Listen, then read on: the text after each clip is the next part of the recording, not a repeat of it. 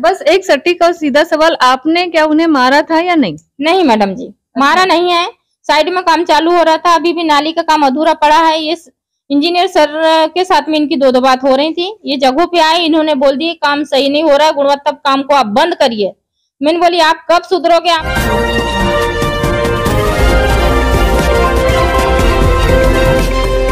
नमस्कार, आज हम फिर से बड़गांव में हैं और कल का जो वीडियो है वो कंटिन्यू है, क्योंकि बहुत सारे लोगों ने बहुत सारी बातें यहाँ पर बताई थी और बहुत सारी चर्चा यहाँ पर हुई थी सरपंच और उप सरपंच को लेकर।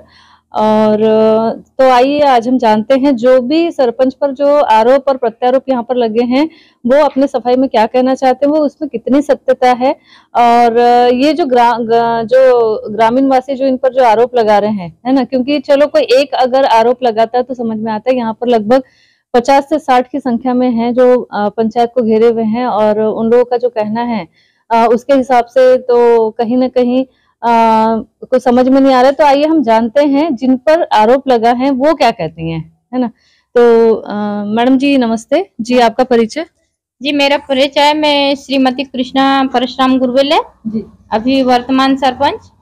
18 महीने हुए हैं इस पद मैंने ग्रहण की हूँ। तो अच्छा, ये 3,68,000 वाला क्या मामला है? ये 3,68,000 वाला मामला ये है मैडम जी की ये पहली बार हमें सांसद निधि की राशि और परियोजना से हमें काम मिला। हमें बार बार परियोजना अधिकारी फोन कर रहा था कि मैडम आप जल्दी बिल लगाओ, जल्दी बिल लगाओ, नहीं तो आपकी जो सांसद निधि से जो 10 लाख का काम मिला है वो लैप्स हो सकता है। तो एक दिन मैं सचिव भैया को बताई, भैया जी मैंने कि बार बार बोलते, सचिव भैया बोलते मैडम हमको बार बार फोन आ रहे हैं, हम कैसा करेंगे?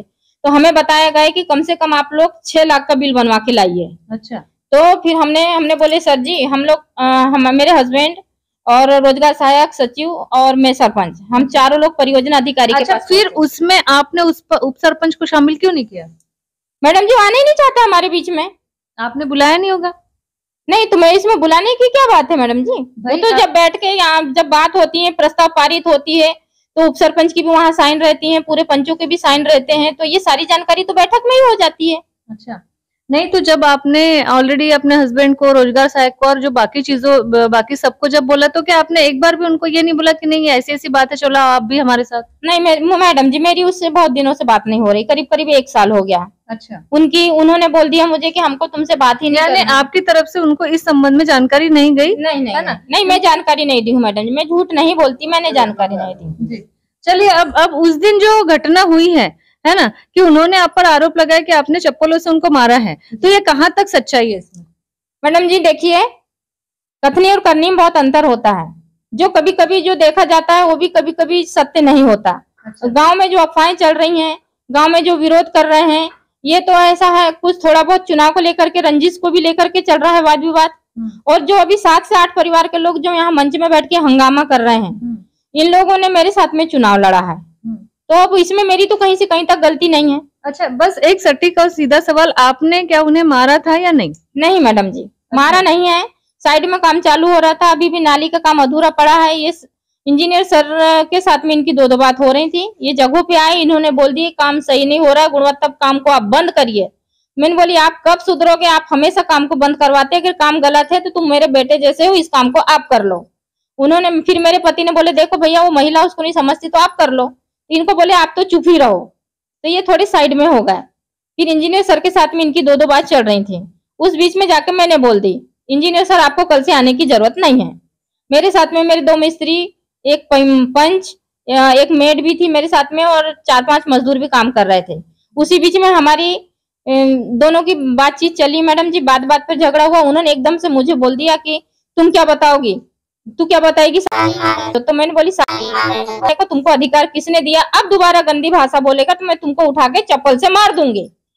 बस मैडम जी, अगर सही जानकारी लेना है तो गांव भर के लोग क्या गवाह देंगे सुनी सुनाई बात में। अगर सही जानकारी लेना तो जो मेरे साथ में वार्तालाप में जगह में थे वो आपको सही जानकारी देंगे। हम लोग यहाँ पर आए हुए थे और हमारी काफी लंबी चर्चा चली पंचायत में और बहुत सारे लोगों से हमारी बातचीत में हुई। तो उस समय वहां पर इंजीनियर भी मौजूद थे जो आपके साथ में थे, जो आपके हिसाब से जो आप बता रहे हैं कि वारदात वाली घटना पर आपके साथ थे। तो उनका ये कहना है कि भाई महिला ने चप्पल तो उठाया था, सरपंच ने चप्पल मारा भी और फिर मैं बीच में आ गया बीच बचाव के लिए। वो कहाँ तक सच है? मैडम जी मैं आपको सच्ची बता रही हूँ।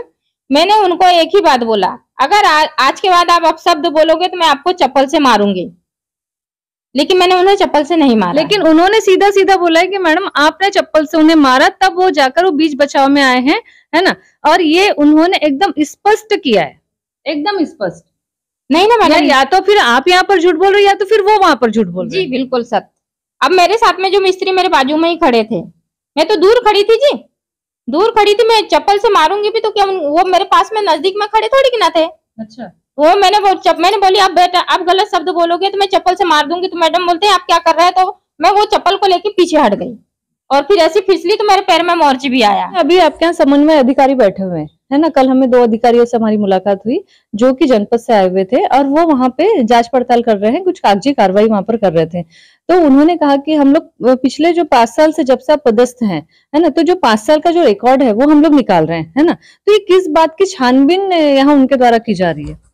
मैडम जी 5 साल के रिकॉर्ड की तो मैं नहीं बता सकती क्योंकि मैं पंचायत में पहुंची हूँ तो मात्र 18 महीने हुए हैं। अच्छा। अब इसके पहले की कैसी जांच हो रही थी इसकी जानकारी मुझे भी नहीं है। अच्छा, अभी ये जो जुलाई से जो है, जो आपके कार्यकाल के बाद के जुलाई से है, जो आपके उप सरपंच ने जो जहां जहां भी उन्होंने जांच की मांग लगाई थी, वो किस बात की जांच करने के लिए वो मतलब प्रेशराइज कर रहे हैं शासन को? मैडम जी वो तो इसकी जानकारी तो वही बताएंगे कि उन्हें कहाँ शंका है, उन्हें कहाँ गलत लग रहा है और वो किस किस चीज की जांच करवाना चाह रहे थे, तो आपको ज्यादा अच्छे से वही बताते।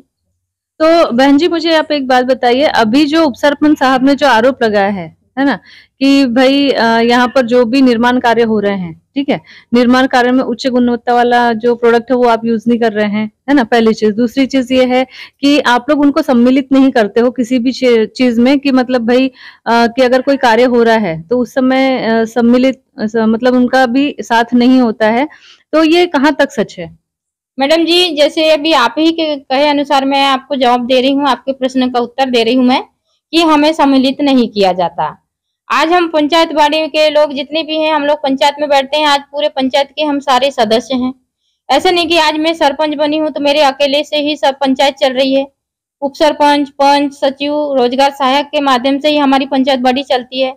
जो भी मैडम जी हम लोग प्रस्ताव पारित करते हैं तो हर काम में, जब भी हम लोग कोई कार्य योजना बनाते हैं तो उसमें रुकावट लाना, जब भी काम कोई होता है तो गुणवत्ता पूर्वक नहीं होता तो हमारे पास में इंजीनियर सर रहते हैं कि काम सही हो रहा है कि गलत हो रहा है, तो वो भी तो बताते हैं। गुणवत्ता पूर्वक नहीं हो रहा है तो उन्हें सामने आने से किसने रोका है, वो आकर के सामने काम करवाना चाहिए।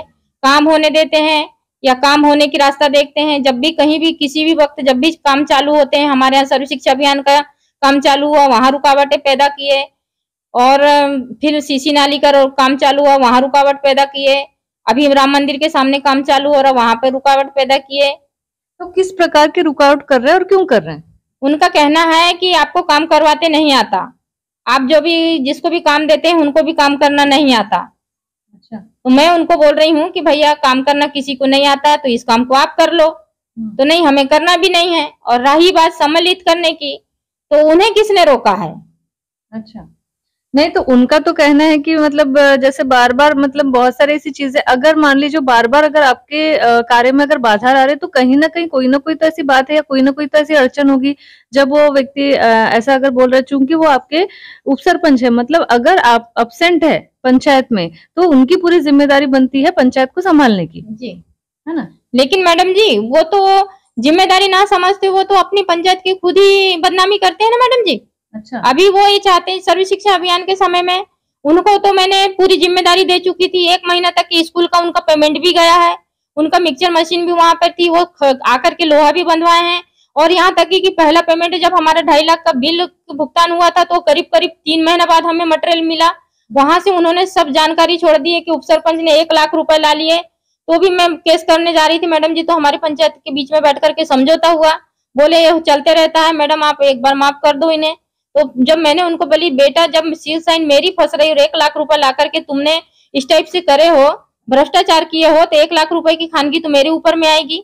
मैं तो बोलने लगे नहीं, हमने बोले 1 लाख रुपए ला करके मटेरियल के लिए लाए हैं। आज तक मैडम जी उस मटेरियल का पता नहीं चला। अगर मुझे शासन प्रशासन जिम्मेदारी देती है, हम पूरे या पंचायत को जिम्मेदारी देती है, अगर एक एक पंच को 10-10, 20-20 हजार रुपए बांट दिया जाए तो शासन का काम कैसे होगा? कल हमने आपके पंचायत का भ्रमण किया था, ठीक है। कल हमने जब आपके पंचायत का भ्रमण किया, और मैडम चूंकि आप महिला हैं, ठीक है, और मैं भी एक महिला हूँ, चूंकि आप महिला हैं, तो क्या आपको नहीं लगता कि हमारी जो शौचालय व्यवस्था बहुत अच्छी होनी चाहिए, जो कि इतनी गंदी और खराब स्थिति में पड़ी हुई है आपके पंचायत में? जी मैडम, उस शौचालय की मरम्मत कराने के लिए अभी हमारे यहाँ सचिव साहब भी बोले थे, और वो ये तो मैडम 18 महीने हो गए आपके आने के बाद से वहां पर। जी मैडम जी, वो तो परिस्थिति दिखी ना मैडम जी आपको। जी। दिखी ना, वो तो फिर आपने उस पे क्यों नहीं किया जब आपके पास? ये मैडम जी, ये भवन की राशि अभी ये विवाद में चल रहा है अभी भी।